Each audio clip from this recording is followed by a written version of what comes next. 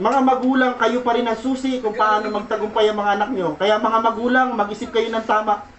Lalo kung ang pasya, kayo pa rin.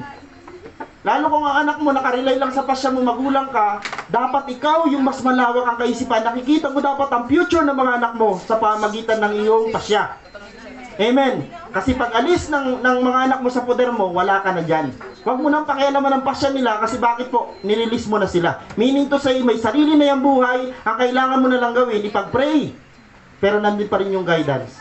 Pero hanggat ikaw ang nagpapasya sa mga anak mo, galingan mo naman. Galingan mo natin magpasya. Balikan ko lang, sa mga magulang na may mga anak na ikaw pa rin ang may hawak ng pasya, galingan mong magpasya para sa kanila. Dahil someday, ikaw ang sisisi ng mga yan. Tama?